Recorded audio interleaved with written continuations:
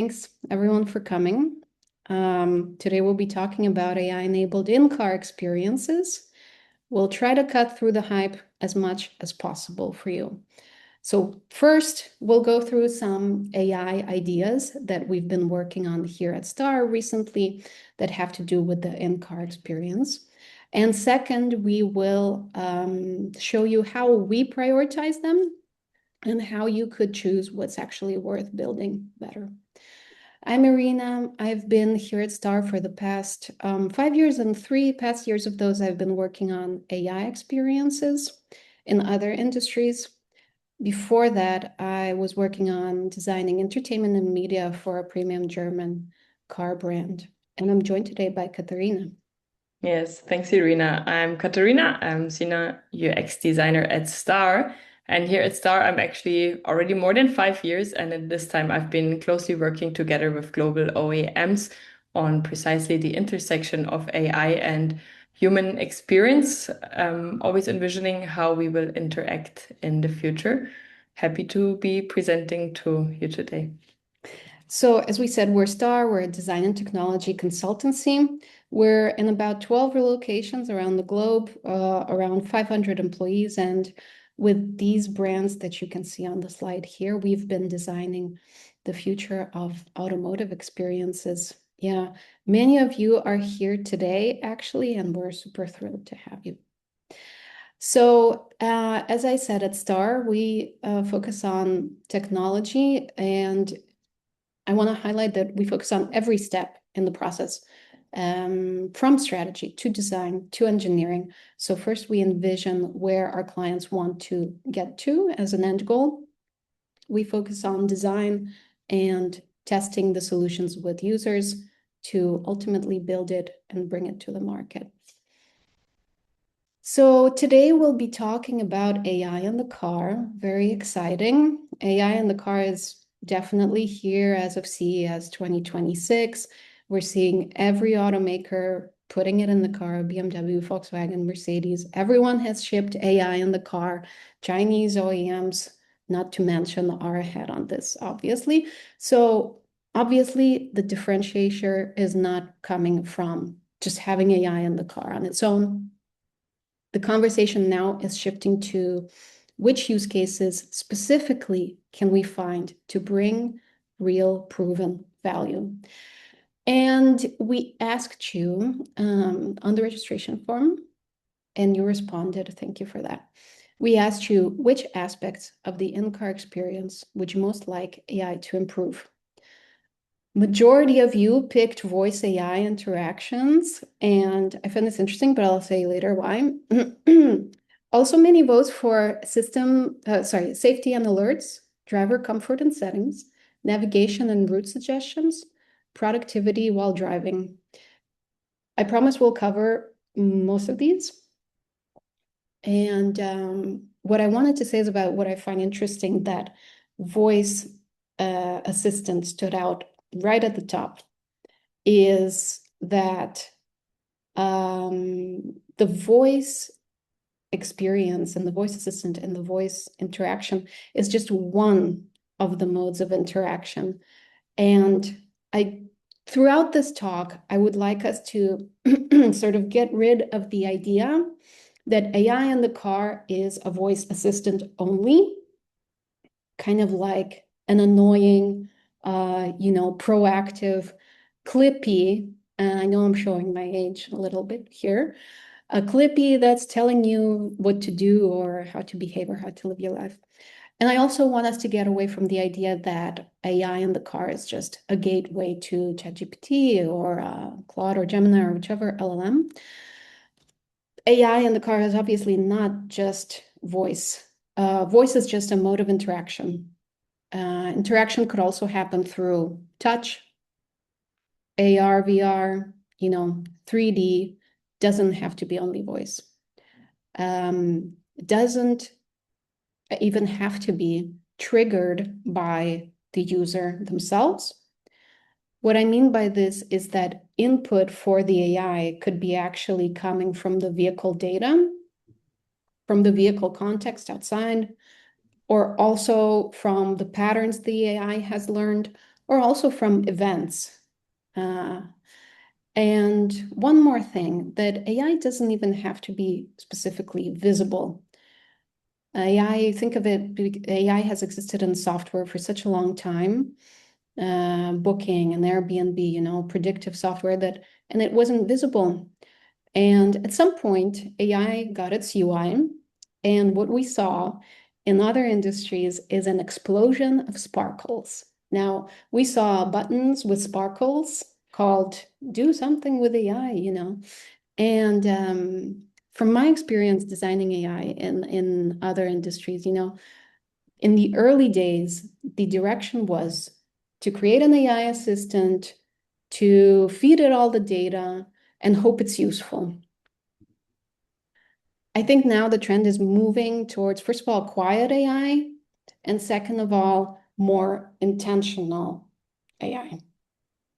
Yeah, and this is also where I want to jump in for a second because what I observe is that it's actually one of the biggest misconceptions we're seeing in the industry right now is that people hear AI in the car and they immediately think, okay, it's a smarter Siri.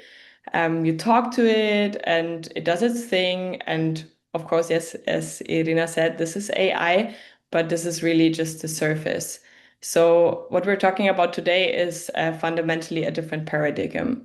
It's not just about placing a button with voice command, but it's about the entire car becoming a system that actually understands you, your context, your intent, and obviously, has all the data from the system itself. And I think this shift is hard for people to grasp until they experience it, especially, for the people using the cars.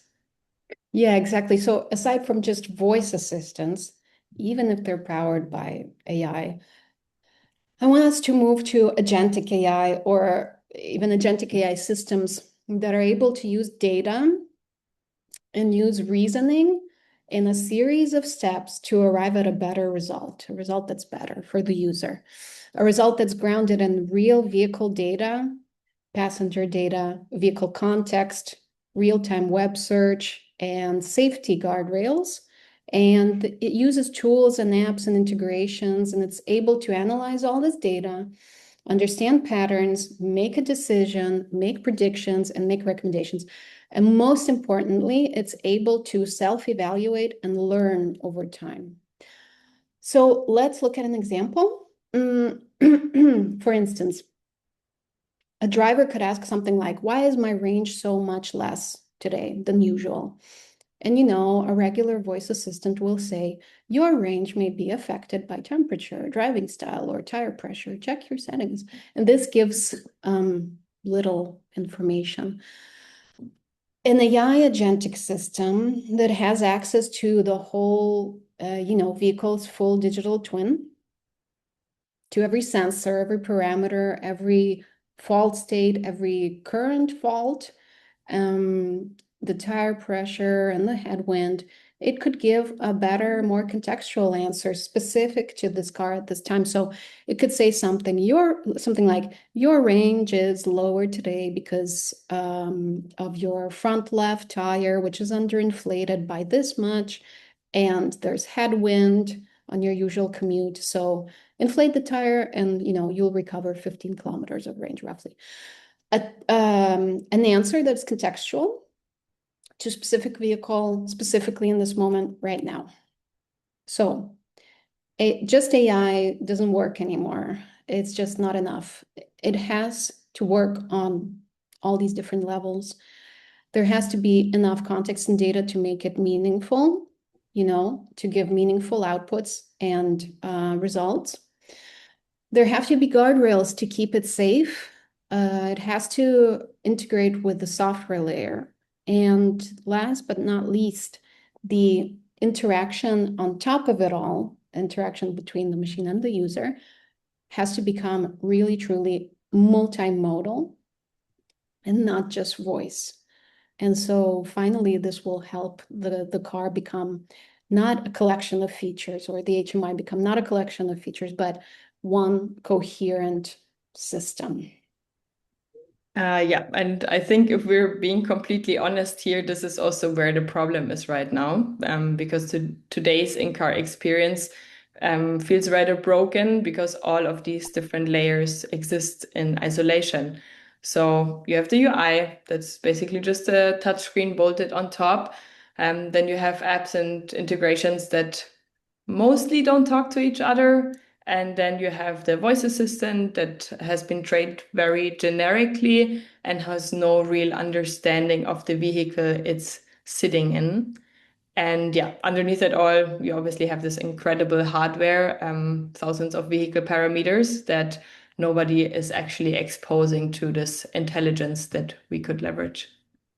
Yeah, exactly. And I mean, hopefully it's changing because of the new emerging AI capabilities. So what we did here at Star is we defined these 7 macro shifts. So of how it's changing. So thanks to AI's capability for data and pattern analysis and arriving at predictions, we hope that HMIs can become more anticipatory rather than just reactive. And because of AI's capability to make recommendations and insights, it can become more adaptive rather than just static. And last but not least, summarization generation, I think, will help us make the experience as much more human centric rather than just vehicle centric. And I have to say that all of these changes will change how we design the products, and it will trickle down into, yeah, the product design, the system architecture, and obviously also the commercial strategy at the same time. All these things we'll talk about today. So for these macro shifts, these 7 macro shifts, we ideated tangible concepts. We have more of these ideas online on our website. If you want to check them out, we have a link on our website to our trends report. But also, as I go through them now, don't feel obliged to actually read the slide. Like I said, we will send out both the deck and the recording after this webinar to everyone who registered. So don't worry about if you didn't catch something. All right, ready for macro shift number 1. This one's all about discovery. So you know how cars have millions of, okay, maybe not millions, but hundreds of features, many of them never found and never discovered by poor users who are overwhelmed with their lives and also the car. So if these features aren't found, how can they be used, you know? So this next idea is for especially cool for new drivers, I would say. Imagine a new driver gets a new car. They have to read either the book and the owner's manual, or best case scenario, you know, nowadays you have the PDF and the HMI, you can search. That's already a better case, but it can get even better. What if we could surface features at a specific point in time when they become relevant? So for instance, first dark night is an opportunity to educate the user about high beam assist. So we're using AI to progressively disclose features over time in a time specific context when they're actually relevant. And so the problem of feature overload, which many are struggling with, could be solved this way. So progressive disclosure. And if the features become discoverable like this paves the way for them to become actually used and adopted. Okay.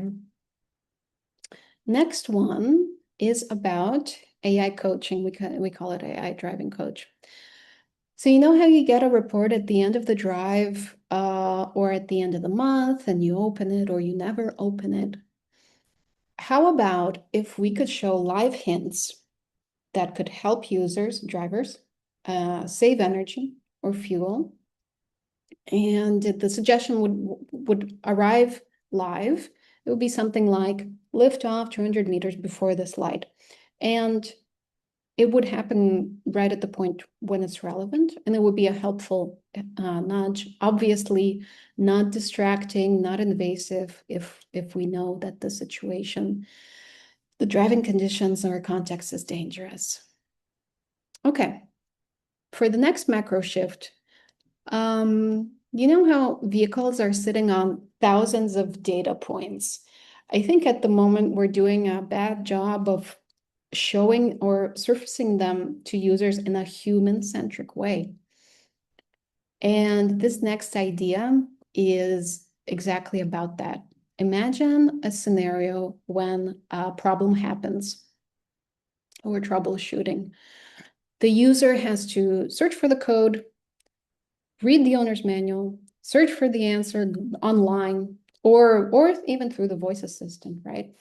Guess if it's okay to drive and call the dealer, call the mechanic.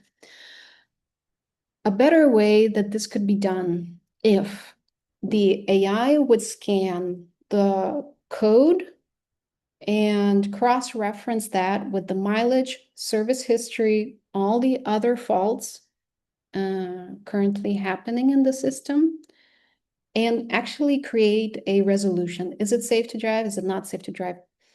And it would tell the user something like, this is a not urgent tire pressure sensor fault. Why don't you book service? Or I can guide you to reset it right now. So again, the car would be giving relevant, precise suggestions for this specific car in this specific context.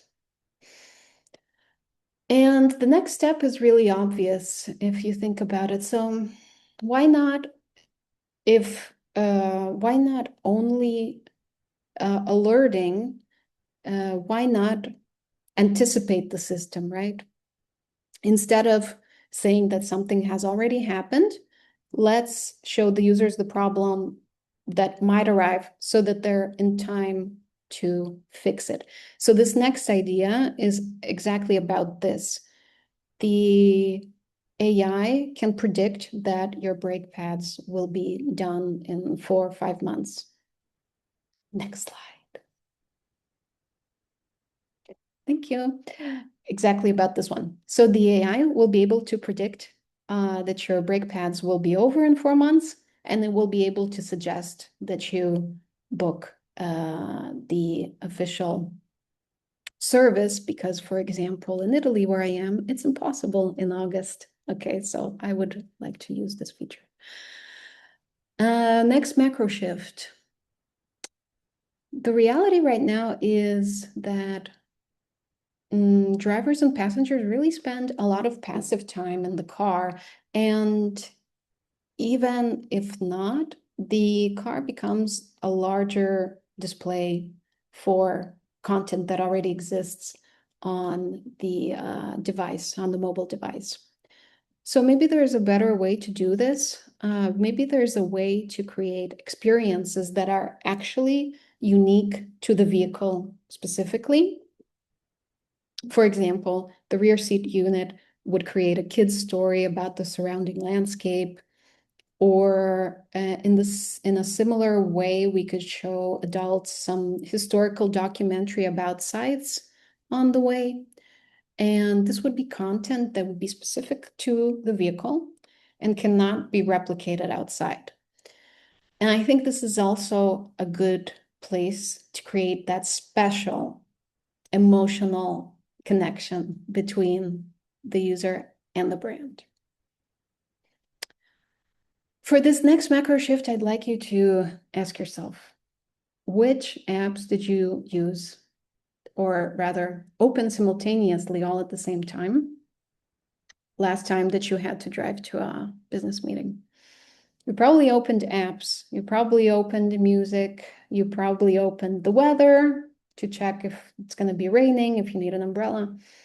You probably opened coffee to get your coffee on the way. You probably opened a food app to find a place for lunch for later. So basically, it's all a collection of apps, a series of apps on the HMI and also on your phone, and you're playing IT support for it all. Here is where the car could come in as a surface. I'd like you to consider two scenarios. One is a productive scenario for the weekday.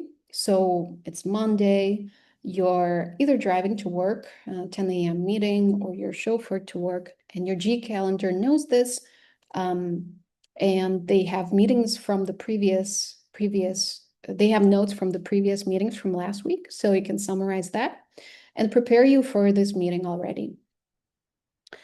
As opposed to Friday night when you're driving home, and again, all these apps have this information. The to-do list app knows that you have to pick up, wine for the party or food. Maps knows where the next supermarket is to do that. Spotify knows it's New Music Friday. And so why not put all those things together instead of using disparate apps and having the user go manually into each one of those, even by voice. Let's put all that together and create a holistic experience. For this next macro shift, let's consider the road trip scenario for a second. So in the road trip, we have drivers that need navigation, passengers that maybe have been given the task of finding the next gas station by the driver. We have kids that need to see the cartoon, and all of these people are fumbling through apps and screens to set it all up, and driver distraction is inevitable. So this next idea is about the cabin knowing exactly who's in the car and tailoring the experience to this person, minus all the manual management. So a couple of scenarios I'd like you to consider here. So for the rear seat, which could be occupied both by the business owner, business persona, let's say, and by the kids over the weekends, what could happen is on the weekend, the system detects that it's being occupied by the children. So all kinds of children features kick off. The system detects the sleeping child and then lowers the temperature or lowers the sound in the cabin. Safety features kick off, seat belt, not locking the door, hot seat prevention, hot car prevention. And all of this changes on Monday, when we're back to the productive business use case, business persona. Or a third scenario, a guest, an unknown user is detected. So all of these features kind of go silent. So the cabin detects who's coming and who's there and gets ready before the passenger arrives. Also, one more thing here that could be great would be a resolution of conflicts. So think about when the driver gets requests from all the passengers, right? The passenger, co-pilot in the passenger seat wants to stop for food. Children need the bathroom stop, and all these requests are coming in. And at the moment, you have to do this manually. And the way that this could happen is if the AI resolved these 3 requests and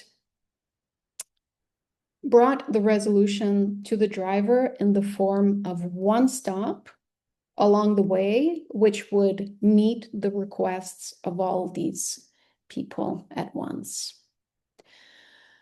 Okay, this last one, last but not least, it's about adaptive experiences, really. So the problem today with interfaces is they're pretty much all the same, pretty much all the time. And in order to change that, we've seen attempts to have this change, but it's still very manual, and people still have to press or a button to toggle between views mostly. The way this could actually work is if the UI would reshape its modules based on the driving scenario, the time of day, the passenger composition. If you're driving on the highway, shift to focus mode.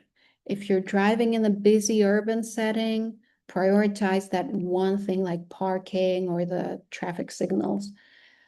If you're driving in low light conditions or fatigue is detected, change contrast. So, and also just tailoring the experience to personal preferences.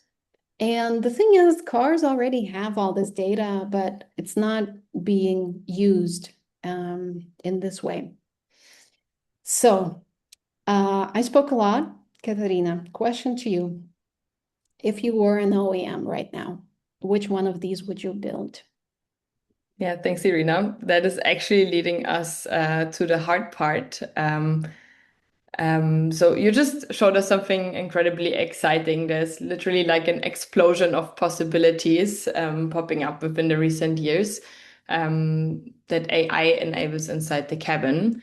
There's adaptive experiences, as you said, intelligent orchestration, hyper-personalization, wellness, and so on. And this is exactly where the challenge begins. Because when every idea now sounds possible and every idea sounds really exciting, how do we decide what actually deserves an investment and which ideas are actually worth building? And yeah, we have seen organizations moving from we need more ideas to really we need a better way to choose among them because there's so many. And there is many reasons why we need focus in this time. But today I want to highlight specifically three of them all covering different angles: the user angle, so the people using it, the tank angle, and lastly, also the business paying for it. And yeah, now we will take them one at a time, and we start with the user, because this is where we think we most often go wrong. So we think that the strongest experiences start with human needs because literally nobody wakes up in the morning and says, oh, I want generative AI in my car. Oh, I want more prompts. I want more notifications, more settings, and so on. What we really know from talking to a lot of people is that what they actually want is less stress, less friction, comfort and safety, things that feel relevant in the exact moment for them with the correct timing, less friction, and overall better coordination, especially families. And also very important, people want simplicity, or many people want it. And AI can only be valuable when it serves those underlying needs. And this is also the shift I want to name directly because somewhere along the way, especially in the past 2 years, I would say the question has changed. We went from, especially as designers, we went from what do people need and how do we serve it.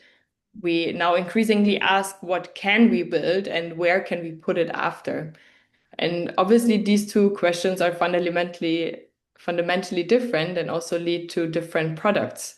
Whereas the first one, so what do people need and how do we serve it, mostly ends up at the beginning of the willingness to pay list. And the second one, what can we build, where do we put it, ends up at the bottom. And yeah, I want to give an example here from our daily life as consultants. Remember this idea that Irina introduced about the AI driving coach?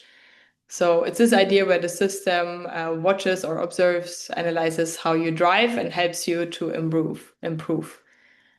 And yeah, we explored this idea in depth internally. We felt this idea was very compelling, so we took it to actual users and we talked to 30 of them. And guess how many chose this idea to actually explore further? It was zero. So 0 out of 30 people, not a single person picked this idea as something or this whole idea around driving coaching as something they actually want to explore further. And we figured it was because it solved the technology opportunity. So we were thinking about how can we leverage the car data in a most smart way. And it didn't really start with a meaningful user problem. And also, what people told us, which is very human, is that they don't want to be told how to improve their driving. Yeah, most of us don't even want it from their partner or friend in the passenger seat, never mind from our car. So we learned that the strongest ideas weren't necessarily the smartest ones, but the ones tied to existing pain points. And yeah, I have this conceptual model to picture it. It's not a scientific formula, but I think it reflects something that we all feel in our daily lives, connected with the car or also not connected with the car. And it shows that once you start adding intelligence at the beginning, it can create value really fast. But at some point, the curve flattens and you reach this plateau where more notifications don't make us less stressed, and more AI tools don't necessarily make us more productive, and more recommendations don't necessarily make the decisions easier.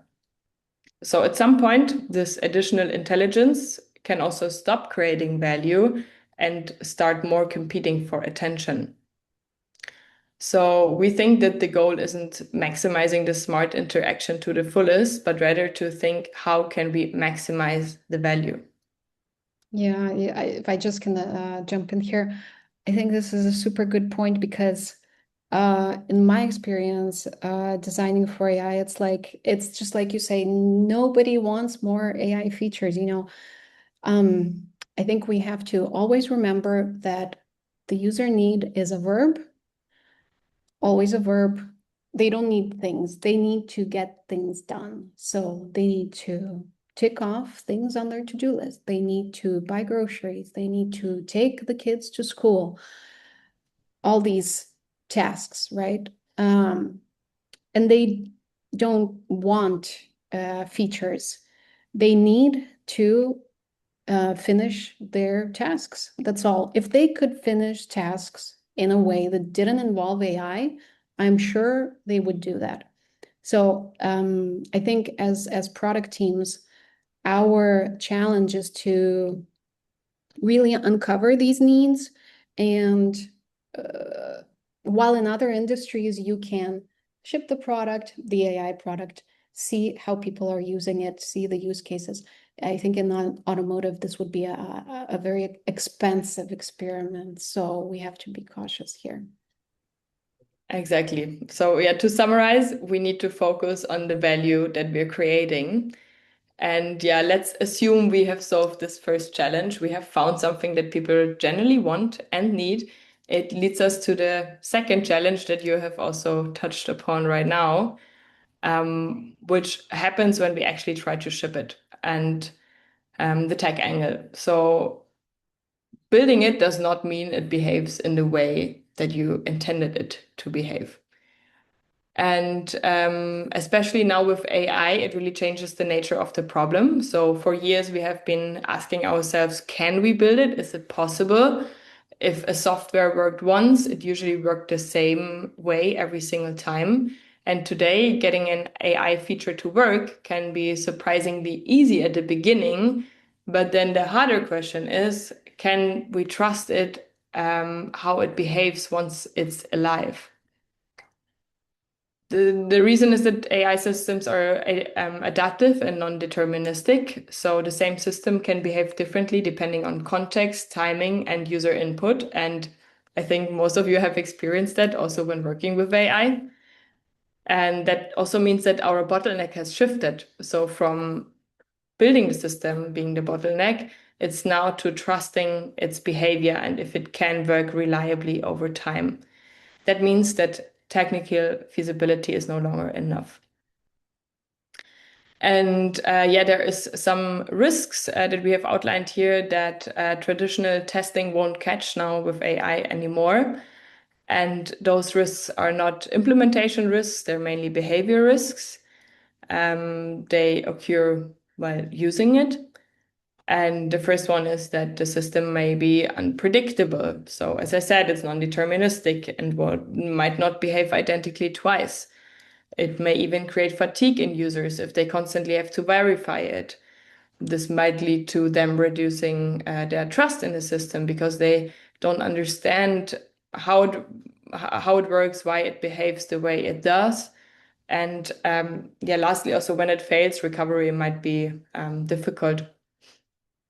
So it's important to understand that none of these are visible in a single demo. You can test an idea with 10 users and it works well and everybody loves it, but it could still fail at scale once you put it out there and many people use it. Trust might erode over time because the outputs become inconsistent or the edge cases accumulate. So yeah, I want us to understand that evaluating AI requires looking beyond desirability we also need to understand that reliability, recoverability, trust are certain risks that we also need to design for. And yeah, this is why we exactly need multiple lenses to evaluate rather than one single user test to see if it's working. Yeah, moving on to the third challenge. Just because you integrate AI in your car doesn't mean you can monetize on it. What we're seeing right now is that the industry is really moving out of this hype phase of automotive AI, and we're moving into the economics phase. And there is a gap that clearly defines the problem. When it's about the willingness to pay about AI-supported cars, there is a study that MHP did with almost 5,000 drivers, and they found out that actually 79% of respondents are interested in AI-supported cars. But then they also asked how many people are willing to pay extra, and guess what? I'd say about half. Nope, almost. It was actually just 23%. So what does it mean? What is the conclusion we can take is that people want it, but they increasingly expect it to come as a standard.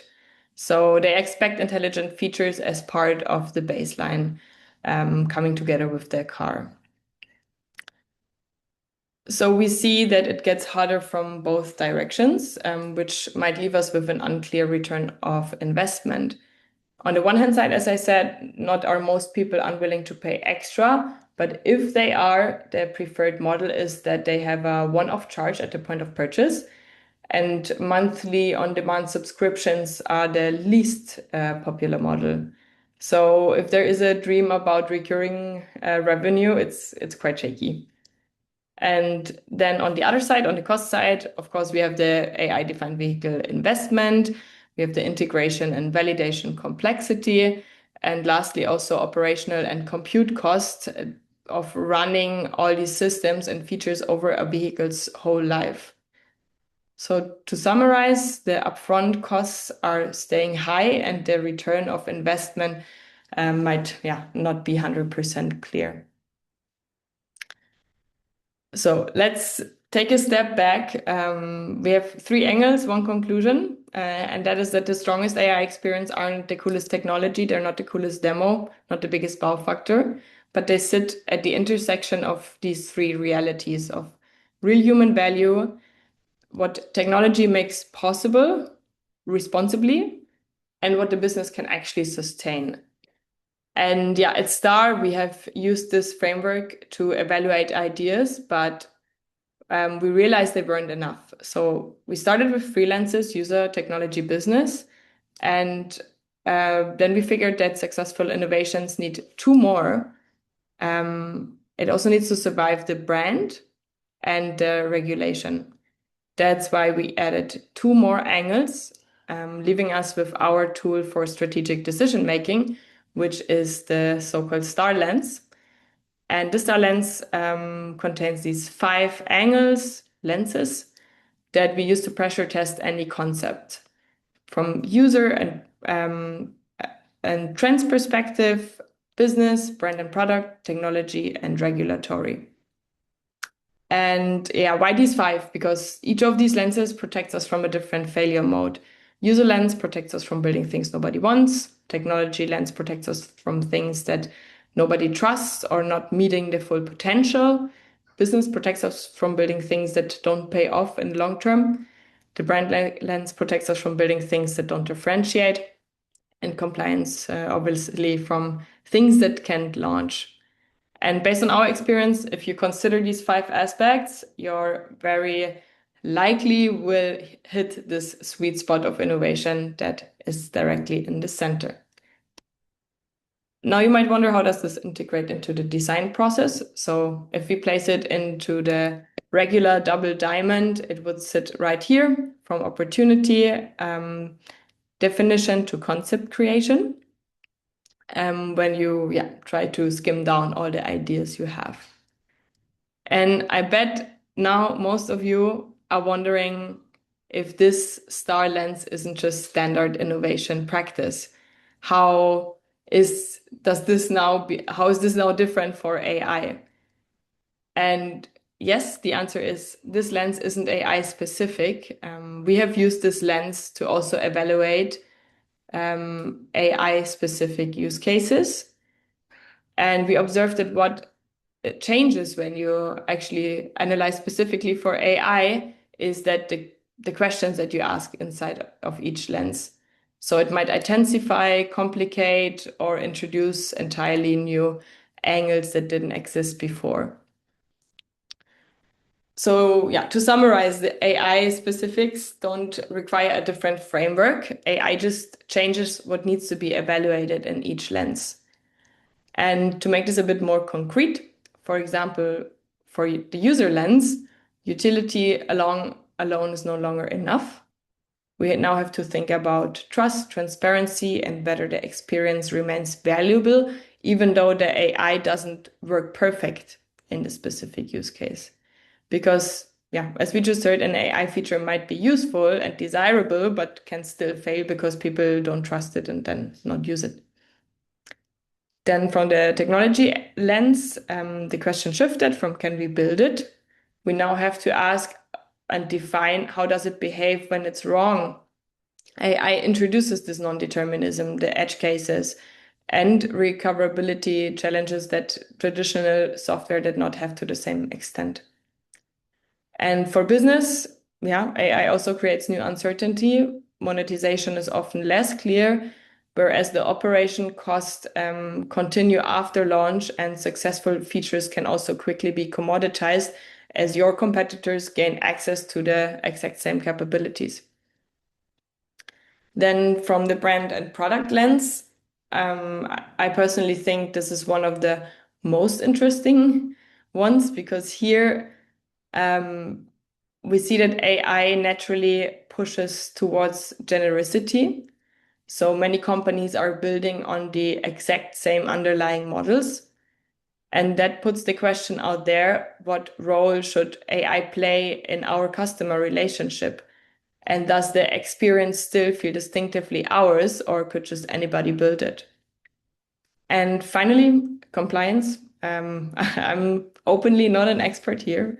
But yeah, AI introduces new questions about accountability, consent, and rapidly evolving regulations, especially in a vehicle where the question isn't whether just AI is useful, but also who is responsible when it's wrong. Yeah, we have listed in detail how the questions are changing from, I say, more traditional use cases to the AI angle. And they are all here in this list. For the sake of time, I'm not going to go through them one by one, but you can check them after in the material. Yeah, to quickly zoom out a bit, now how does this lens process, how do we get now from the lens to prioritized concepts to decide what to build? So most importantly, this whole process is obviously not based on an opinion. That's why we at Star gather evidence from multiple sources through various methods that all cover different angles of the lens. So for example, qualitative user interviews, technical assessments, and so on. And then we translate all this evidence into an evaluation framework where we grade each idea from each of those angles. And that leaves us with a comparable baseline that helps us then to fill in a decision-making matrix to prioritize which ideas to go ahead with, which ones to explore further, which ones to monitor or completely drop. To summarize, to decide which ideas are actually worth building, we need to evaluate from multiple angles. And is this the main takeaway of our session today? Yes, kind of, because frameworks like the STAR lens can help us to evaluate from multiple angles, and they can help us to better understand whether an opportunity is desirable, feasible, viable, distinctive, and compliant. But I would say the shift is a bit bigger. It's not just evaluating ideas, because most organizations now create 50 ideas and then maybe use a framework and decide which 3 ones survive. We think that the goal isn't to find good ideas, but it's It's to start with the better ones. So the bigger shift is in using the lens much earlier, which means we already consider these 5 angles when exploring and when defining and ideating on our opportunities. So we make sure we start from real human needs, real business opportunities, technological possibilities, and define boundaries from brand ambitions that are uniquely ours, but also from regulatory realities. So yeah, to sum this up, we think that the best ideas aren't filtered by the lens, they're starting right from it. Because once this becomes the starting point, you stop generating all these 50 ideas and hoping one works. You start generating the better ideas from the very first sketch. And yeah, we know that many OEMs have been at this point with their teams. They have generated a lot of ideas and didn't know how to move forward. And that's why, yeah, at Star, we created a workshop offering where for the ones who seek guidance, and in this workshop, we can provide guidance. We put together an interdisciplinary team covering all angles relevant from the Star Lens perspective. And as results, we will have directions, also first indications on feasibility, and a clear next step roadmap. At this point, I already say thank you from myself to all of you for listening and open up the stage for any questions you might have. Yeah, we've had while you've been talking, we've been having a lot of questions coming in, both in the chat and the Q&A. Let's just go in order. I will address just straight off the bat the question about, do you have working prototypes?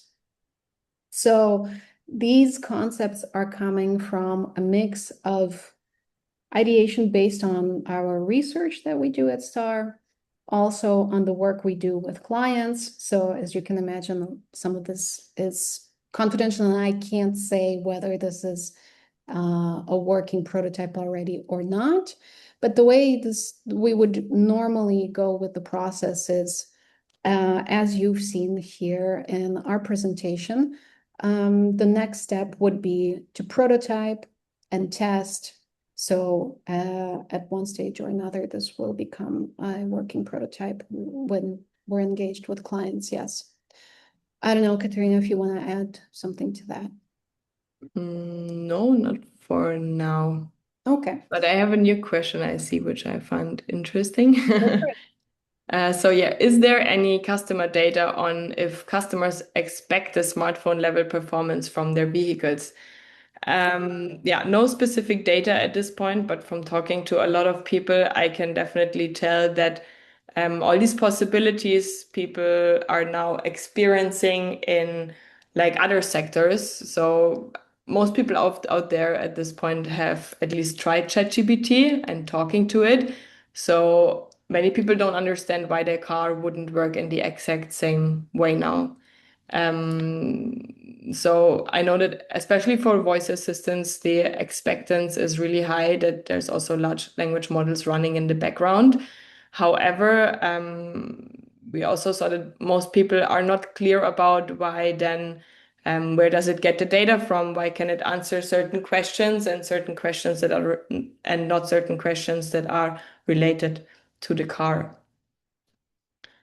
So a colleague of ours also just recently tested a Tesla, and it had the traditional voice assistant in the car, but also Grok running. And she reported that for her and also other people, it was, yeah, really confusing to separate those two. And so expectation management here is definitely tricky. I will just read out this last question. This last comment. No questions, but thank you for the great presentation. Your insights, especially regarding the framework, were super interesting. Have a great rest of the session. Thank you. Thank you. Very interesting information. Is there any fee to attend the workshop? Katerina, maybe you can go back to the workshop slide. And so this workshop, we would work together with you. Our interdisciplinary team would work with you to identify where I can come in to create a value proposition for your OEM specifically. I don't know, Katerina, if you want to add a little bit more on this.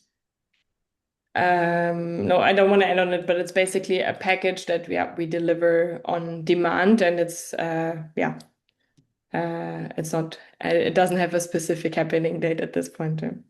Yeah, it's something that we do together with you. Yeah. So we have a couple more questions. Do they expect it to come as a standard? Oh, yeah, this is an interesting one. Do they expect it to come as a standard, or they're just not willing to pay for it because they don't see any value? You've done research about this.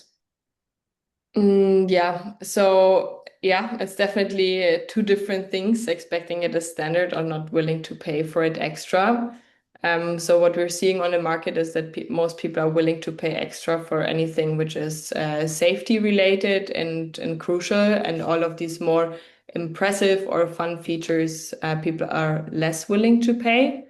There's an interesting report from Deloitte about automotive uh, cons consumer study of 2026. I also recommend reading this one. Yeah, to be honest, we don't have any internal data on this yet, but it's definitely like something we can find out in the user testing, and something that will also, yeah, emerge as different OEMs are shipping features out there. Yeah. I think that's it for the questions in the chat. Yeah. Now let me check the questions in the Q&A. Okay, so we have, wow, 9 questions actually. I'll just say that, no, some of these were not actually questions. Okay. I'll just say that whichever question we don't have time to address, we will follow up either with you personally or as a send out afterwards. This one is interesting. So thank you so much for your presentation. As I generally see most researchers and solutions are targeting passenger cars, I wonder if currently STAR is doing any research targeting AI for commercial vehicles or vehicles with specific needs. Absolutely. I think at STAR we have a couple ongoing projects with commercial vehicles, and we've also done a lot of research in the area, and we have a lot of experience in fleet management. So we can definitely connect on this after the webinar. Yeah. We'll reach out to you. Next question. I think, Katarina, this one I'll hand over to you. You mentioned that driving coach wasn't popular. What topics or features did users gravitate towards instead?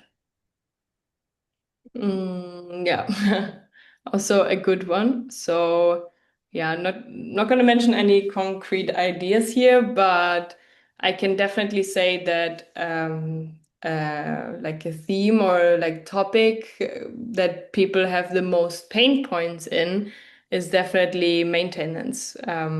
So this is a huge pain for people. They have lack of knowledge. They have anxiety of missing something, of paying too much, and so on. So anything around predictive maintenance and supporting the customers here seems to be very promising. Then also everything around safety, not only safety, but also security. Depending on where people live, they are willing to more interested in ideas that go into that direction. Yeah, that being said, to find the best ideas, it's also important to spot the regional differences, because something that might work for even within countries, there is safer and less safer areas. So you might want to make sure to research that. And then lastly, also, we can say that if you have kids, it's usually a big pain multiplier, because your car basically helps you in your daily coordination. So anything that can support that also seems rather interesting for users. Absolutely. I just noticed there's one more question that's very similar. Tyler, let us know if this answers your question as well. If not, just type in the chat if you have any other question. It was also essentially around what other pain points do users think AI will solve for them? Okay, I'm seeing the time here. We only have 3 minutes left. I think it's safe to say we can close now and give you back 2 minutes of your time. This helps. Thank you for the present. Thank you. Okay. So thank you everyone for coming. Thank you for spending the hour with us. If you want to continue the conversation, here on the slide, Katerina, if you can skip over to the slide where we have our, yes. Here are our emails and our LinkedIn. If you want to continue the conversation, let's do it. Let's evaluate your ideas and let's build your future. Thank you. Thanks everyone for joining.